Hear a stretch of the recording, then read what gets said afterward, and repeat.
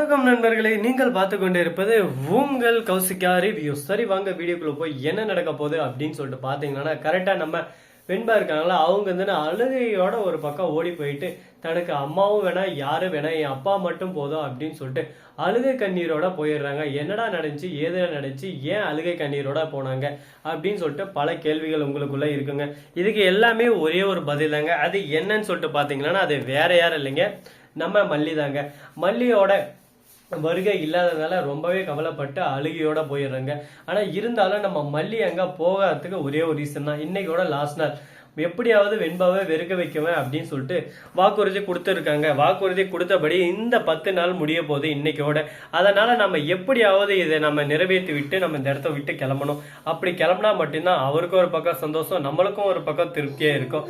அது மட்டும் இல்லாம மறுபக்கம் என்ன நடக்குதுன்னு சொல்லிட்டு பாத்தீங்கன்னா, இந்த ரஞ்சிதா இருக்கல்ல, அவர் இருந்துன்னு சின்ன பிஞ்சு மனசுல நெஞ்ச விதைக்கிற மாதிரி நிறைய விஷயங்கள்லாம் பேசி ஒரு பக்கம் வீட்டுக்குள்ள நிறைய சண்டைகளை சச்சரவுகளை வளர்க்க பாக்குறா.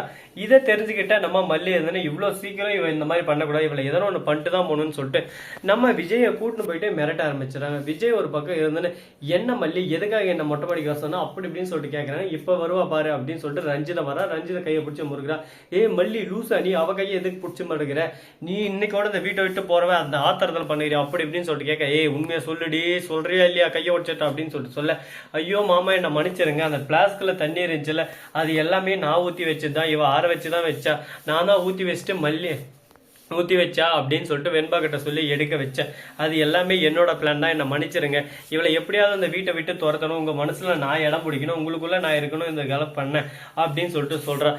எல்லா விஷயத்திலுமே வெண்பாவுக்கு ஆபத்து வந்தது எல்லாமே நான் பண்ணதான், என்னை மன்னிச்சிருங்க. அந்த சாப்பாட்டுல பாய்சன் கலந்தது நான் தான் அப்படின்னு சொல்லிட்டு எல்லாத்தையும் சொல்றாங்க. இது எல்லாமே உங்களுக்காக தான் பண்ணேன்னு சொல்லிட்டு, நீ வெண்பாவுக்காக என்ன பண்ணியிருந்தாலும் நான் ஏத்துன்னு இருந்திருப்பேன், ஆனா எனக்காகட்டு என் வெண்பா குட்டியே சாவடிக்க பார்த்தியா, உன்னை நான் ஏத்துக்கவே மாட்டேன். நான் உயிர் வாழ்றதே என் வெண்பா குட்டிக்காக தான், என் வெண்பா குட்டிக்காக தான் நான் அம்மாவே தேடின்னு இருக்கேன்.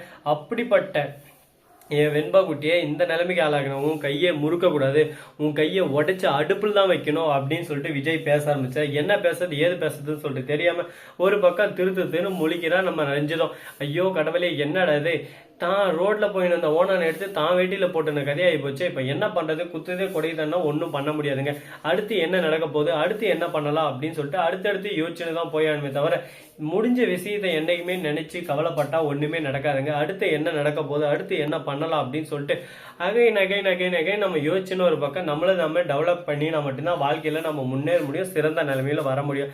அதை விட்டு தேவையில்லாம பேசினதே பேசியிருந்தா மட்டும் ஒன்றும் நடக்க போறதில்ல. சரி, இப்படி ஒரு பக்கம் நடக்க மறுபக்கம் என்ன நடக்குதுன்னு சொல்லிட்டு பாத்தீங்கன்னா, கரெக்டா நம்ம விஜய் இருக்காருல, அவர் வந்து எப்படியாவது வெண்பா குட்டி கிட்ட தெளிவா புரிய வைக்கலாம், இதோட மல்லியம்மா இருக்க மாட்டாங்க அப்படின்னு சொல்லிட்டு சொல்ல போறாரு. ஆனா அதுக்குள்ளவே அவ அழுந்துன்னு இருக்கா ஒரு பக்கம். ஐயோ அம்மா அந்த போட்டிக்கு வந்திருந்தா நல்லா இருந்துக்குமே, நான் அந்த வேடம் போட்டுப்பேன், அவனை அம்மா வராதுனால போடல. ஸோ நண்பர்களே, இந்த வீடியோ பிடிச்சிருந்தா லைக் பண்ணுங்க, கமெண்ட் பண்ணுங்க, ஷேர் பண்ணுங்க, டிண்டிங் பெல்ல தட்டி விட்டு போங்க. மிக்க நன்றி. தேங்க்ஸ் ஃபார் வாட்சிங். Tata, see you. நன்றி, வணக்கம், வந்தனம், வருக தருக.